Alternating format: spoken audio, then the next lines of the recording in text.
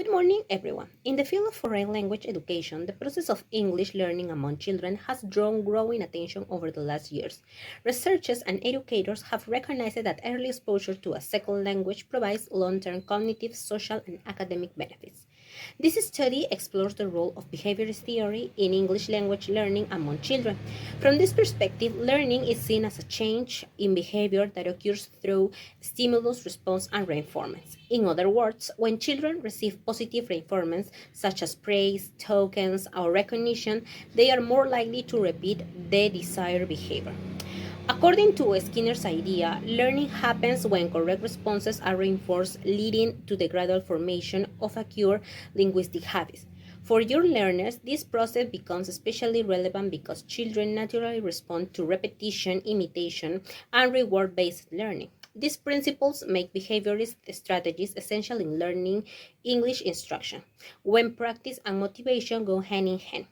At the international level, 7 studies have confirmed the effectiveness of behaviorist approaches in teaching English to children. For instance, Noor and Rashid from 2018 found that using reinforcement strategies like praise, tokens, or recognition or rewards significantly improve engagement and vocabulary retention in young English foreign language learners. Likewise, the Boki from 2021 demonstrate that imitation and repetitive drills continue to powerful tools for language habit formation, especially when combined with playful interactive activities. More recently, Silva and Espinosa from 2024 reported that consistent repetition and reinforcement enhance pronunciation accuracy and self-confidence among learners ages 6 to 10. In the Peruvian context, English teaching in primary schools has become national priority.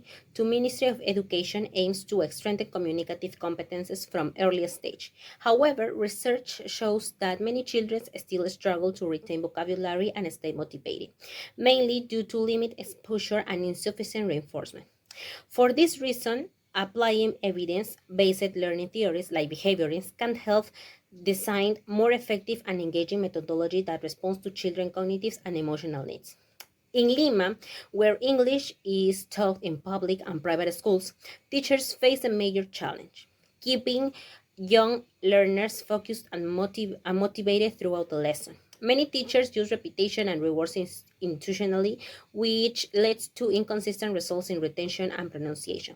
This study therefore seeks to analyze how the application of behaviorist principles like imitation, repetition, and reinforcement can enhance English language habits information among children in Lima. The main research question guiding this study is: how does the application of behaviorist strategies influence English language information in children learning English as a foreign language in Lima? To answer this study covers the following objectives. Number one, identify the main behaviorist techniques used by teachers in primary schools. Number two, evaluate how reinforcement relates to vocabulary and pronunciation development. Number three, explore children motivation and response to repetition-based activities. And finally, propose practical recommendations to help teachers apply behaviorist strategies that support consistent and enjoyable English learning habits in young learners. According to an educational psychologist, learning is a process through which learners show change in what they know, change in what they can do, and also in how they behave. According to this science, this is not the result of biological growth, but it's a result of the active engagement of individuals with their surroundings through interactions, relationships, communication, etc. According to Hilgren and Bolver, learning is visible after noticeable changes. According to Woolfolk, learning is expressed on the inside and on the outside. On the inside through cognitive changes. Also, Chang argues that learning is not about accumulating knowledge. It's about restructuring what we already know about, like our beliefs, strategies or ways of decoding communication and information, and all that. In summary, learning is not limited to mere memorization or repetition. It involves building, reorganizing, and applying knowledge across different contexts in different times. A language or learning English is not about picking up a bunch of words or writing down grammar structures or memorizing terms. It's actually about creating habits that allow learners to feel the language in a more natural way. It's about having conversations that are running smoothly. That's why research shows that steady repetition and regular exposure to the language helps learners internalize and become more fluent. The reason here is the exposure to real life situations, which makes it special and useful for learners to pick up a language in a good way. On the other hand, studies on self-directed learning show that consistent and small effort create better results than just long sessions in a classroom. The problem here is that in Latin American classrooms, consistent static habits are missing. So that's why it's essential to think of English not as any other subject, school subject, university subject. We need to think of it as a way of establishing patterns that allow learners, students, create daily routines that ultimately lead to an effective way of learning this. In this chapter, we will explore the foundations of the behaviorist theory, which provides the psychological base for understanding how students, especially children, learn a new language. According to Skinner and later educational psychologists, learning is viewed as a change in observable behavior that results from the interaction between a stimulus and a response.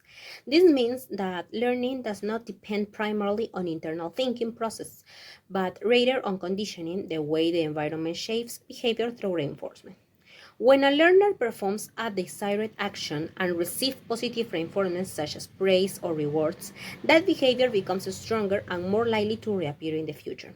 This process is summarized by the stimulus response reinforcement model, which explains how habits are formed and maintained. In education, this concept means that repeated exposure to linguistic stimuli like new words, sounds, or sentence structure combined with reinforcement through feedback or correction leads to the formation of stable language habits. For children, this is especially effective because they respond positively to rewards, encouragement, and clear repetition, associating learning with satisfaction and success. The historical roots of this theory go back to four main figures: Pavlov, Watson, Thorndike, and Skinner. Pavlov introduced classical conditioning by showing that a neutral stimulus such as spell could trigger a learned response when paired with another stimulus like food. Watson applied this concept to human learning, demonstrating that behaviors and even emotions could be conditioned through environmental experiences. Thorndike developed the law effect, explaining that actions producing satisfying results are likely to be repeated, while they leading to discomfort tend to disappear. Finally, Skinner refined these ideas with his concept of operant conditioning, where voluntary behaviors are shaped through a structured reinforcement schedule. Together, their contributions helped shape modern teaching strategies, showing that consistent practice, imitation, and reinforcements are essentials to habit formation. In language learning, these principles help teachers guide children to step by step from repetition to mastery. In summary, the behaviorist theory teaches us that learning is built through experience, reinforcements, and repetition, provided a solid foundation for practical classroom methodologies, especially the teaching of English to young learners. Now let's move on to how behaviorism is applied specifically to English language learning. From a behaviorist perspective, learning a language means building habits through repetition and conditioning. Learners imitate language models, repeat correct forms, and receive reinforcements when they respond accurately. Through this process, patterns of grammar, pronunciation, and vocabulary become automatic over time. For children, repetition is not just mechanical, it provides structure, predictability, and a sense of success. Research shows that children who engage in regular repetition and feedback tend to retain vocabulary better and develop clearer pronunciation. In fact, studies such as Anwar et al. From 2024 demonstrate that verbal reinforcement combined with consistent drills greatly improves children's fluency and confidence. In this context, the teacher's role becomes central. The teacher acts as a model of correct linguistic behavior, providing accurate examples for students to imitate. Through immediate feedback and reinforcement, teachers guide the learners in distinguishing between correct and incorrect responses, shaping behavior over time. Beyond correcting errors, the teacher also serves as a motivator, using praise, encouragement, and positive reinforcement to sustain engagement. This balance of correction and motivation helps children not only learn the language, but also develop confidence and enjoyment in the process. Moreover, reinforcements and correction are key tools. Positive reinforcements such as praise, tokens, or stickers strengthens desirable language behaviors, while immediate correction prevents errors from becoming habits. The goal is not punishment, but clarity and encouragement, ensuring that learning remains a positive experience. In sum, behaviorism in learning English emphasizes that children learn best when instruction is structured, repetitive, and supported by feedback. The classroom becomes a space where every correct response is reinforced, every error is an opportunity for learning, and every repetition brings learners closer to fluency. By understanding and applying these principles, teachers can help students build strong linguistic habits, the foundation upon which real communication skills can later develop. Now we are going to talk about behaviorism based in method and strategies. Okay, the first one is audiolingual method and repetition practices. The audiolingual method helps students learn new languages through repetition and practice. It uses listening, speaking, and repetition correct sentence many times to build good habits. This method is based on behaviorism, which say people learn by repetition, action, and getting feedback. For children, repetition, word and sentence helps them remember better, speak more clearly, and use grammar correctly. By doing drills and small changes in sentences, they can learn to speak English more easily and with confidence. Now let's see the use of positive reinforcement in immediate correction. In behaviorism teaching, rewards and correction help the students learn. When teachers give praise or small rewards, children feel happy and want to keep learning. This is called positive reinforcement. When students make mistakes, teachers correct them right away so they can learn the right way. In English classes, teacher can say good job or excellent or very good, something like that, or maybe give stickers or show the correct answer after an error. This helps students or children feel motivated and understand better and build a good learning habit. Evaluation through observable behaviors. In behavioristic evaluation, teachers check what students can do, not what they think. Learning is measured by watching and listening to how students speak or use the grammar. Teachers look for the correct punctuation, grammar, and word after practice. They can count right answer or note fewer mistakes to see their progress. This method helps teachers see real improvements and give clear best results for young English learning. Contributions of behaviorism in English language teaching. Criticisms of mechanical learning and lack of real communication. One concern regarding this methodology is its emphasis on mechanical learning and non-authentic communication. In a behaviorist-oriented classroom, learners often repeat sentences such as "this is a pen, this is a book, this is a chair," without comprehending the pragmatic context in which those utterances become useful. This rote repetition strengthens from form recognition, but does not develop the ability to adapt language to real communicative situations or the construction of discourse. Contemporary studies highlight that such mechanistic designs fail to address the emergent, interactional and socially mediated nature of language use. For example, a teacher might assign the students the drill "I have a dog, I have a cat, I have a bird," and ask them to substitute "I have a fish." This reinforces subject-verb-object patterns, yet offers no opportunity for learners to ask questions, explain their choices, or adapt the sentence to personal experience. Current relevance in the structuring and automation of basic skills.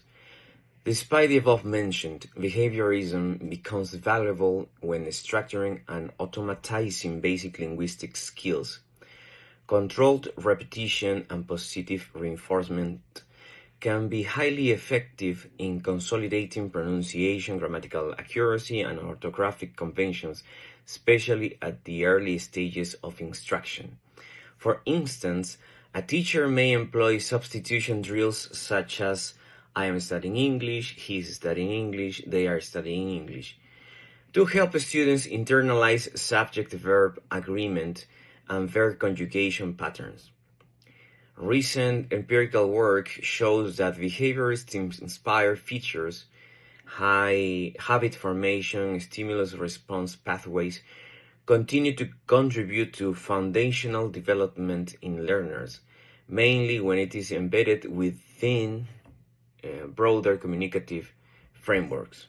For example, a beginner class may include a short segment of rapid substitution drills: "I go to school, she goes to school, they go to school," followed by a communicative activity. Students ask and answer "Where do you go?" with the pattern "I go to the." The drill phase automates the pattern. The communicative follow-up enables meaningful interaction, thereby combining behaviorist habits with communicative purpose. So to conclude, this research showed that behaviorist strategies can really help children learn English in a more and effective way. We found out that repetition and reinforcement have a powerful effect on motivation. When a teacher praises a student, gives them a star or even a simple "good job," that small moment creates a big emotional impact. Children feel proud and want to continue learning. These small rewards keep them focused and make the classroom a more positive place. Learning English stops feeling like a task and becomes something fun and exciting. Another important point is the teacher's role as a model. In a behaviorist classroom, the teacher is not only a guide, but also an example to follow. The way teacher pronounces a word, correct mistakes, and encourages students influences how children use the language. Immediate correction and clear feedback help learners form good habits and avoid repeating the same errors. So the teacher's attitude and tone matter just as much as the lesson itself. However, it is also important to say that behaviorism should not work alone. While repetition and imitation help children gain accuracy, they must also practice real communication. If we combine behaviorist technique like drills and repetition with games, dialogues, and storytelling, for example, students can use what they learn in real situations. This balance between structure and communication helps them become not only accurate but also fluent and confident speakers. Finally, in our Peruvian context, especially in Lima, these strategies could make a real difference in primary education by training teachers to apply reinforcement and repetition more systematically. We can help young learners build a stronger English foundation from an early age.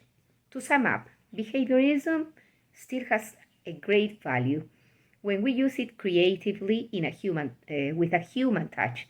It reminds us that learning begins with practice, grow with encouragement, and becomes meaningful when students can use the language to express who they are.